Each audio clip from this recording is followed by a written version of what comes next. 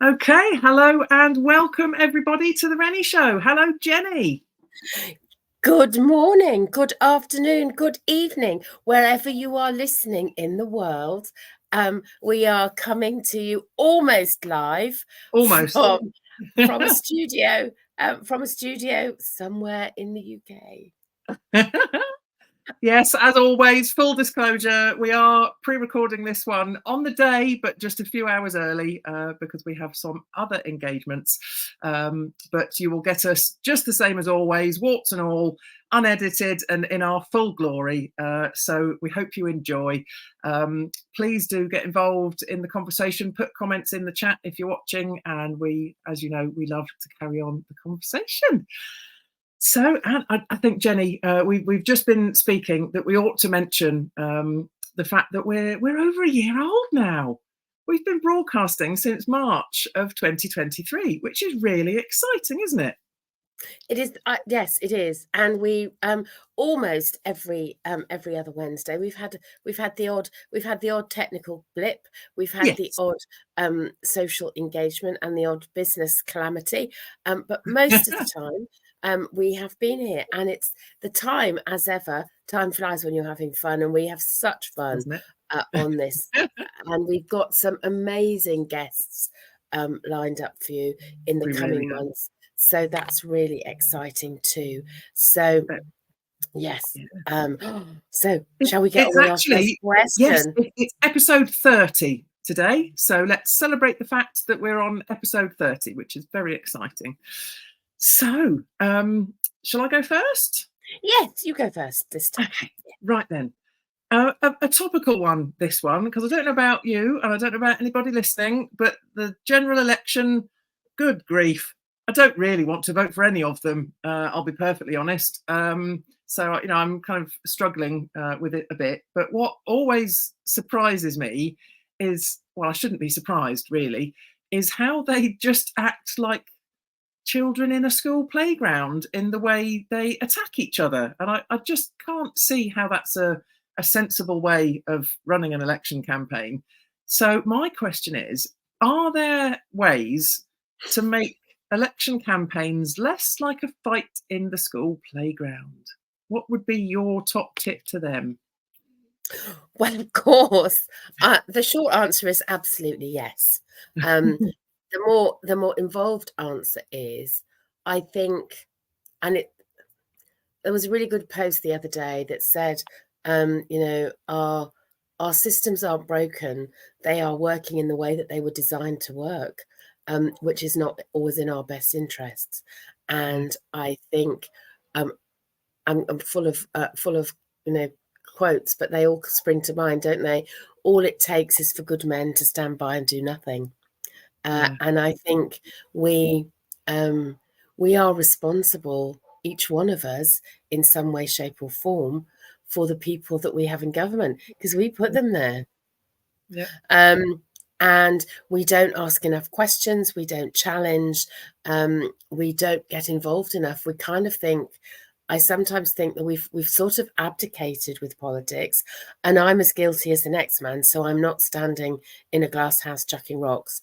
I think that there are we have lost the ability, or we've chosen, because the short answer is we always have a choice. And those of us who are women, who, you know, women had to fight so hard and so long for the vote. So there is a part of me going, I don't want to vote for any of them. It's rock and a hard place. I don't trust any of them. I don't. When you hear, I want to, you know, there was a cartoon, Tom and Jerry in the olden days, and that the mother, when they'd been really bad, used to wash their mouth out with soap, which was probably would count as, you know, abuse these days. However, it was a cat and it was a cartoon.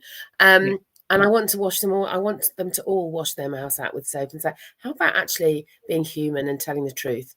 And being honest and open and transparent, instead of giving us a load of nonsense that nobody believes anyway. And I think the situation we find ourselves in is an absolute, incredibly sad but perfect result of absolute loss of trust. And when you don't have trust in people, everything goes pear-shaped. And that's the situation we're in. And I think when so many people are struggling to have a government that seems to be oblivious to and the only, you know, the only, I was going to say the only place that's worse is the States, but that's not really to us, is it? So I think the short answer to your question is yes, there is always a different way. We have to choose it, and I think the conversations that we have with our MPs is really, really important, and often we don't respond. You know, we just put pieces of paper in the bin when they come through the door. I don't know about you, but I've had millions of tatty bits of paper, and my argument is, you know, what about the trees? You know, you're not. You can say you're green. You know, you're sustainable. You want to make government more sustainable, and you've just put 57 leaflets through my door. That's not sustainable, is it? Yeah, it doesn't match up, does it? No. So I think there's a real disconnect, but I think we as the population have a responsibility to question and to push, and as ever, extremism never works, does it? And that's the problem is that lack of trust pushes people to extreme views. And this is exactly the thing. And I don't really, you know, we've come to a point where the lack of trust in government and in politicians is so widespread that I'm not quite sure how we come back from that. You know, where's the party that's standing up and saying, we stand for truth. We're going to be honest with you. You know, the economy is in the state it's in. It's not great. We are not going to be able to fix it, you know, in the amazing way that you would all love to see. However, we're going to focus on this, this, and this, and start the ball rolling in the right direction. You know, where's the honesty? I just feel, you know, they resort to. Oh, I found it quite embarrassing when Rishi Sunak and Keir Starmer were basically just kind of jabbing at each other publicly. You know, when they were doing their debate live, and I just think, well, what's the point if you have to resort to effectively bullying others to make yourself look better? Well, that's not the kind of behaviour that any of us in kind of the normal. It's not leadership. It's not leadership. Let's be really clear, isn't it? It is not leadership. Sadly, it might be leadership as people think we know it, but it's not leadership. It's not. It just isn't, guys. You need to raise your game. And I think, yeah, it's a mess. Yeah.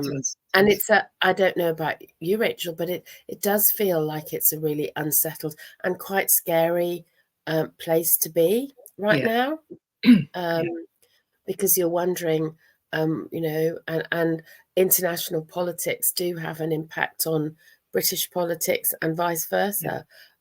So it is that model of that egotistical, self-centered, utterly selfish way of being is not what I want for the country that I live in. No, or for my children, or for my grandchildren. No, absolutely not. And you know, where do you go when all the people that you're choosing, you don't trust any of them? And of course, we're not actually voting for them. We're voting for our local politicians, which adds a whole nother layer of complication. I know. Yeah. And because often, often our local politicians do, you know, serve the community that they're in, and actually are, you know, working hard to do that. So I think a lot of them are doing a really good job, and that's really tricky, isn't it? Because you want to vote for the politicians who are actually doing good in your community, and that might not serve necessarily the national vote. But as you say, we could have a whole hour on this and probably get ourselves as Alan Carr would say, get ourselves cancelled. Yeah.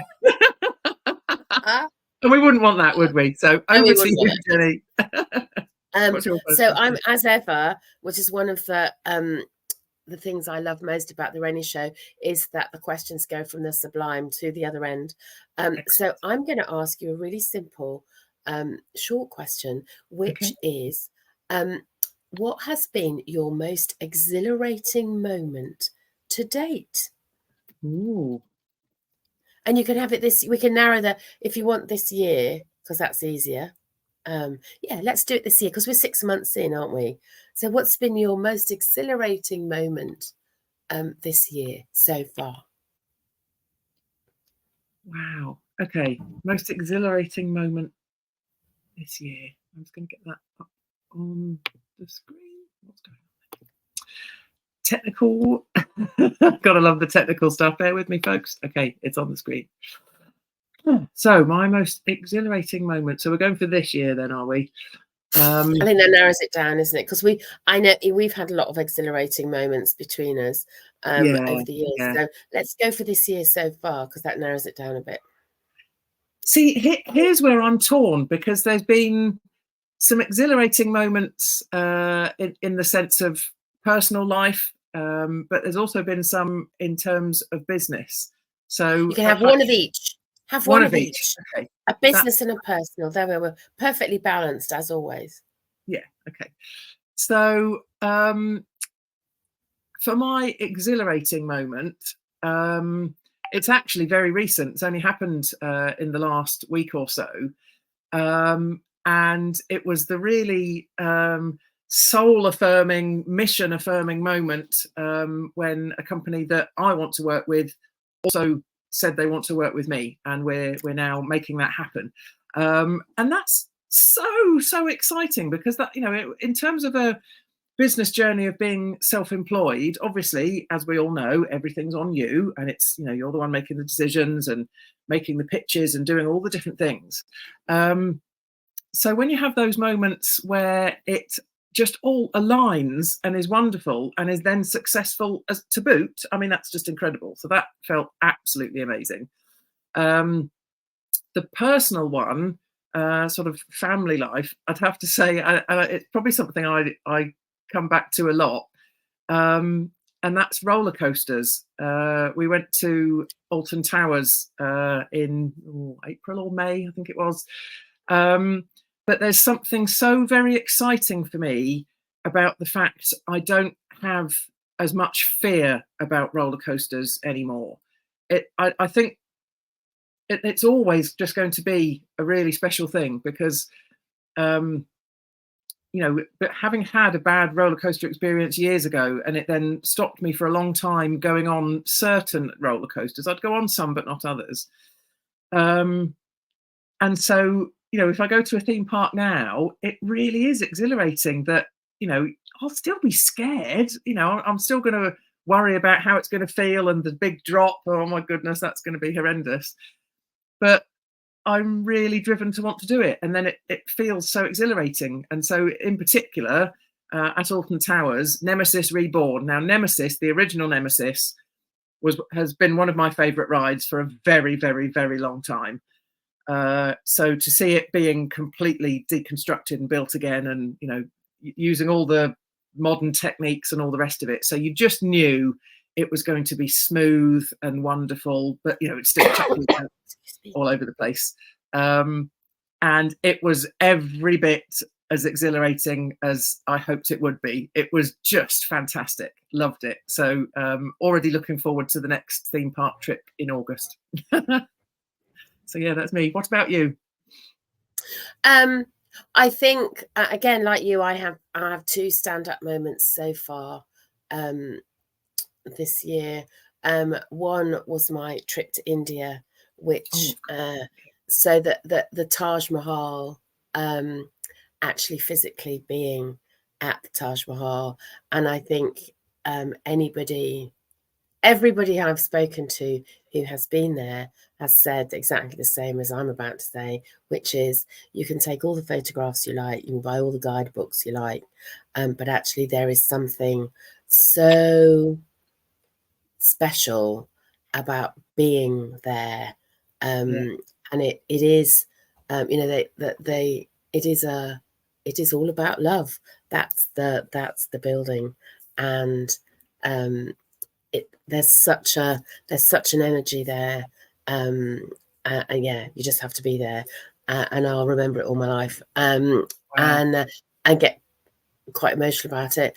And I suppose the other thing I remember all my life was more recent, which was of course last week when I won a modelling competition.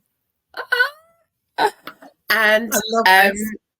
And last Monday was one of the best days I've ever had. And it was the shoot, there were 5 of us, famous 5 they called us.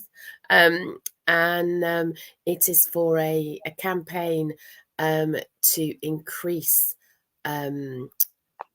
more, I was going to say, more sort of more representation of real types of people, both from an age perspective, height, shape, all of those things. So to make fashion more representative of the general population, and it was something I never expected to win.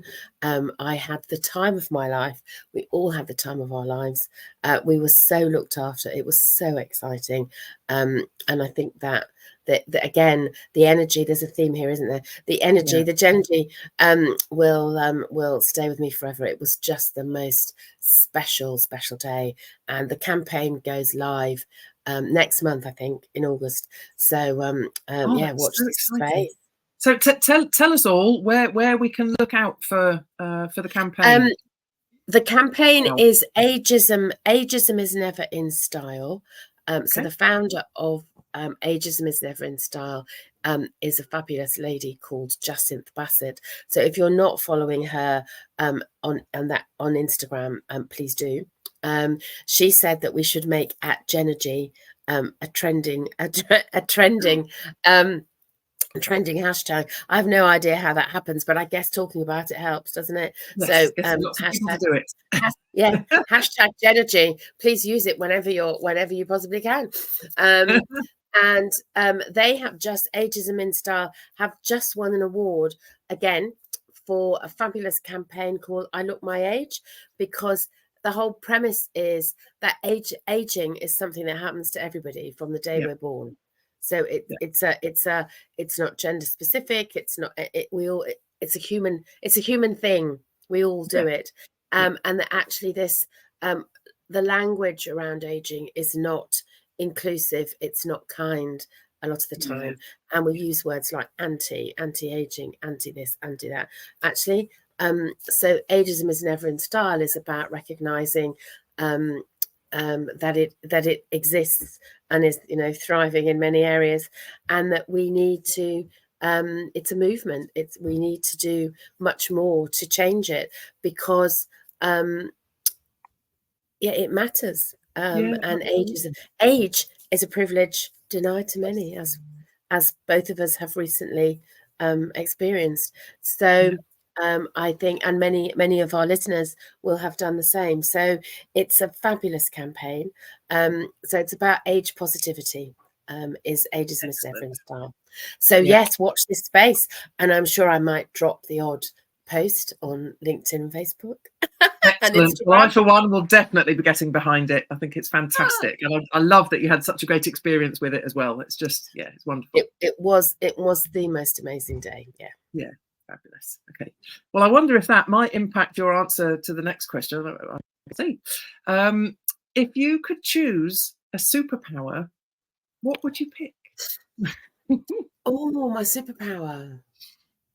Well, obviously the Genergy has become a thing.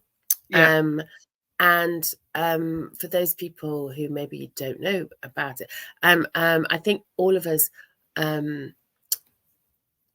have our own specific magic potion that is our essence.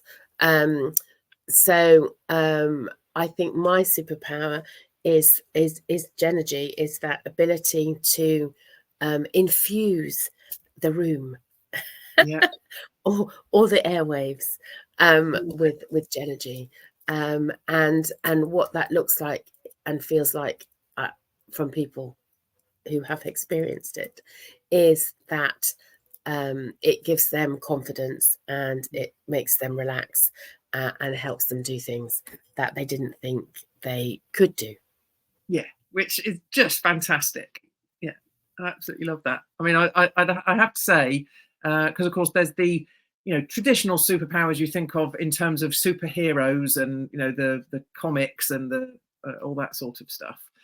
But then I think there are so many things that aren't related to that are superpowers, exactly as you've just said, and that resonates for me enormously, because being able to come into a room of people and share the energy that you have and see the impact it has for those people in that room is just incredible. The best feeling. I did a talk recently at an event, and the feedback afterwards, it's brilliant, isn't it? Because you realize that what the energy that you are giving does actually make a difference when it lands with someone. It really makes a difference, which is wonderful. So I'm absolutely with you on that. I would also just quickly say that if I could choose one of the traditional superpowers, I think I'd want to fly, because I think that'd be really cool. I'm quite with you, and that's really funny, because that links beautifully. You think we planned this, and we absolutely don't. No, we don't. We don't plan it at all. So my next question is, what's your favourite mode of transport? Oh, well. and the reason I chose that question is obviously lots of people at this time of year are going away, and that involves different kinds of transport. So yeah, what's your favourite kind, or have we guessed already? Well, interesting. There's a couple of things that spring to mind. Firstly, I mean, flying's amazing because it can take you to all kinds of incredible places around the world. But I really don't like turbulence. I get quite nervous when there's turbulence, and I know, I know the mechanics of it. I know the turbulence is not going to make the plane fall out of the sky, but I still don't like turbulence and that feeling when you suddenly drop. Not keen on that, but I do love flying. So interestingly though, there's another answer which I can't help but give, which goes back to my GCSE German, and a sentence I have never forgotten, and I'm not really sure why, but it's mein Lieblingsverkehrsmittel ist zu Fuß, weil es praktisch ist. And that means my favourite transport is by foot because it's practical. I don't know why that's always stayed with me, but you had to come up with an answer to the question, and yeah. So I don't know that by foot is necessarily my favourite transport, but obviously in education you have to come up with an answer. So that's that. But I think I've waffled around the subject. In fairness, my favourite would probably be something on the water, some kind of boat, because the water is one of my favorite places to be. Love being around water. So, whether it's a jet ski or a slightly bigger boat, a cabin cruiser or a ferry, I being on boats is great, but it's ironically, I have no interest in going on a cruise. I was just about to say that. Yeah. So maybe I ought to give that some thought. Yeah. Well, I'm also fascinated because you said you don't like turbulence and you don't like the drop when the plane goes, oh, and yet you love a roller coaster. I know. I hate roller coasters. I wouldn't be seen dead anywhere near in the vicinity of a roller coaster. Alton Towers would be my absolute worst nightmare ever. It's just not my thing. However, I have. I don't think anybody loves turbulence, but I have flown for many years in areas where turbulence is high, and so now when they say there's turbulence, I think, do you call this turbulence? I don't think so. You should try flying through the mountains of Ethiopia, then you'll know what turbulence is like. Yeah, so isn't that interesting how you can Mm. different our brains tell us different stories depending on what we're doing. Yeah, no, it's crazy, isn't it? Yeah. That doesn't actually make much sense, really, now that we've put it in those terms. But so is flying your favourite then? I do love flying, but I'm also mindful of the planet. Yes. But I do love a car journey only because I think back to the times when, and things have moved on, haven't they? Cars are very different now, and we have onboard entertainment in cars. Whereas in the olden days, that we used to have we used to sing.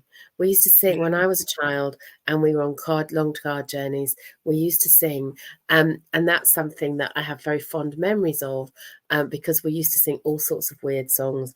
My mum was a very good singer, so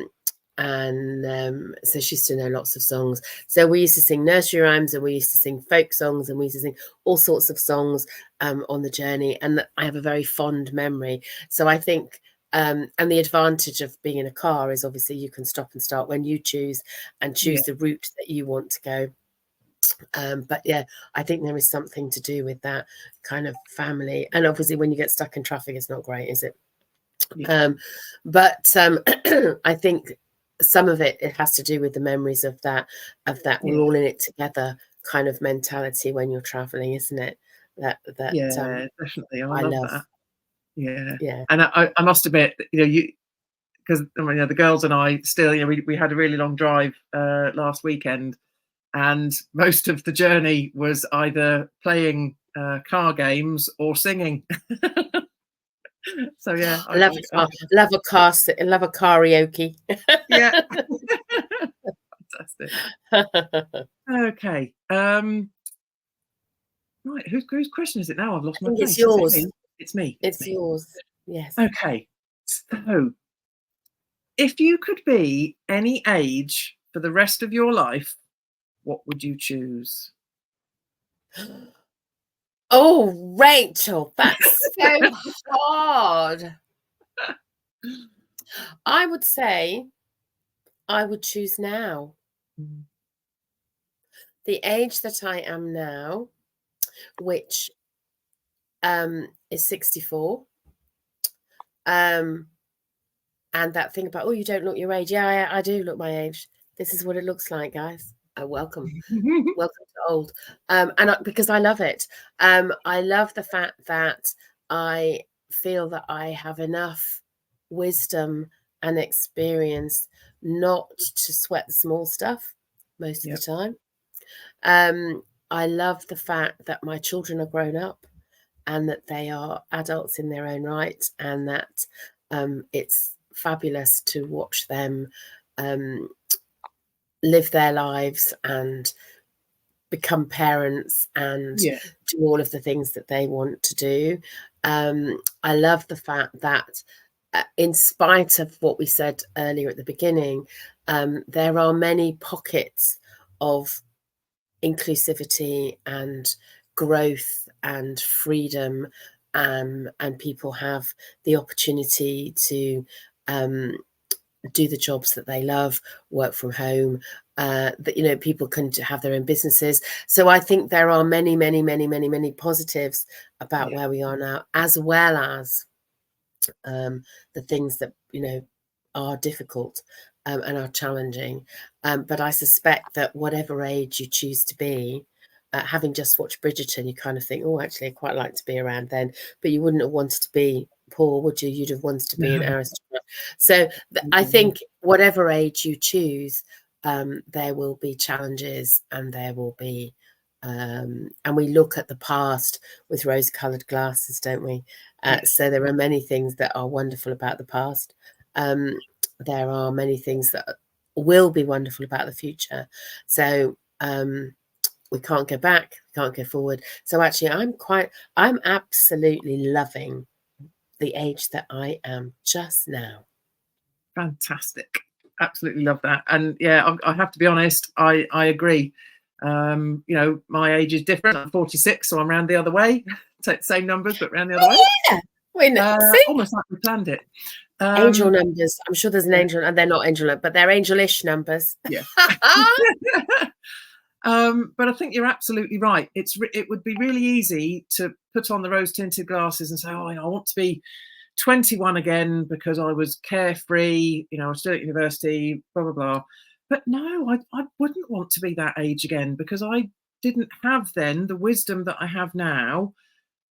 Back then, I don't have the husband and children that I have now. I don't have the work that I do now. And life's a journey, and the journey I went through in my career in administration and then in the Air Force, I wouldn't be who I am today without those experiences. And yes, some of them were horrendous. Some of them I'd rather not repeat. But some of them were amazing. And the things I've learned along the way about who I am, about what makes me thrive, about what I enjoy. As we've discussed before, neither of us believe in perfection, but I believe that the life I'm living now fills my soul up. So why would I want to pick any other age than I am now? And I can see that when I'm 64, as a song, that I will feel exactly the same as you do, because by then, my children will be adults and they'll be living their own lives, and so many more experiences. Presuming we're given the gift of living that long, Yep. There are so many more potential wonderful things to come too. So I think it's a real reflection of being able to live in the moment and being able to be grateful for what you have. And I think the fact that both of our answers are pretty much the same, are reflective of the same thing. Personally, my gut says there's a lot in that that's a reflection of the personal development journeys that we've been on, Yeah. and the things we've learned about ourselves and our ability to live for today and make the most out of life, which I think is a really powerful thing. I'm only laughing because my last question is how much do you use your gut to support your decision making? Oh, I love that. And folks, if you're listening, we really don't plan these questions. That's why I was laughing. It was like, that was a segue that you couldn't have scripted better. So then oh dear, it's just we're just on the wavelength. That's just all there is to it. That's why we do the show and why we love it. So here we go. So how much do I use my gut to support decision making? I'd say I use it a lot. I think over the years, I think I was very much, particularly perhaps when I was in the Air Force, all about the kind of logic of things and order and having that hierarchy there, and it was there was probably a lot of head-based decisions. However, there has always been, and I think it's much stronger now, there has always been a bubbling under the surface gut element to it all. Things like when we bought our first house together, and first Christmas, everyone was going to come to us because we had a new house. We had the tiniest dining room, really small, and there was going to be about 14 of us. And Darren, and totally fair enough, was like, well, where on earth are we going to put everyone? We haven't even got enough chairs, kind of thing. And my thought on it was, well, just make it work. It's what you do at Christmas. You have too many people and you just find the emergency chairs and people sit on the floor if necessary. I think someone did. And you just make it work. And so for me, it was about, there was very much a gut element there of, we will just make it work. The kind of, I suppose, the glass half full element to it. So whilst I'm a mixture of, head-based decisions, logical thought and that sort of thing, the gut has always been a feature, but much more so these days. And because I'm so aware of that, I think that makes a real difference in the way that you do then make decisions. So you're smiling along, so I'm guessing there's some resonating going on. Yeah, and I think, you know, people call it different things, don't they? People call it, you know, your gut, your intuition. It's your inner, your soul instinct. Well, there are many terms for it, and I think children are really in tune with their Yes. gut instinct. And I think as we grow older, we kind of squash it because we feel it's maybe a bit woo, it's not logical, it's not whatever. And what I've learned over those many years is that the times when I have overridden, a bit like arguing with a sat nav, the times when I have overridden my gut instinct, my gut has proved absolutely 100% of the time to be correct. And so I had to repeat that lesson a few times before I learned it. How I listen, and you're right, I listen. So if we're talking personality types, I'm a heart-led decision maker. But now I would say I've learned over the years, it's one of the attributes that comes with wisdom, isn't it? I've learned to balance it. So I use my heart and some head, but actually my gut's like the sense checker. I think that's how I would describe it. So my gut is the sense checker, and if my head and my heart are going, yeah, well, that seems like a gut, and my gut's going, or the other way around, do it. Even when you're thinking, I do that. There are a million reasons. Entering competition is one of them. Should I do that? My gut going, do it. What have you got to lose? Do it. Absolutely do it. So, trusting my gut. So I do. And it's funny, isn't it? The more I trust it, the more I hear it. It's that. Yeah. Isn't that amazing? What a show! We come to the end. Brilliant. I mean, we're often on the same wavelength, aren't we? But even we can't quite believe sometimes how well the questions kind of segue into the next. So yeah, I know, and I do think sometimes people don't always believe that we don't plan this. And I've been a guest. That was another highlight. I've been a guest on a couple of podcasts this month. Last month, sorry, and when I say we do it unedited and unscripted, people are going, oh, "Really? Oh, wow!" You know, and I was like, "No, this is how it works," and it does work. Well, it works for us. No, it does. It works for our us. audience. Absolutely. Yeah, it works for us and our audience, and we're incredibly grateful. But as always, we're always really happy if people have questions that they think that they would like to ask us.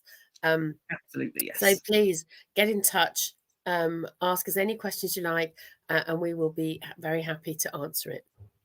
Excellent, absolutely. So thank you, Jenny. It's been an absolute pleasure, as always. We hope you've all enjoyed the show. Keep your eyes peeled for the very exciting guests that we've got coming up in the coming months. We're very excited. Got some really amazing people. So we will keep you informed about all of that, and we will see you again in 2 weeks. So take care, folks. Until then, be inspiring, be brilliant, and be fabulous. And we will speak to you and see you in a fortnight. Take care. Bye-bye for now. Awesome. Bye.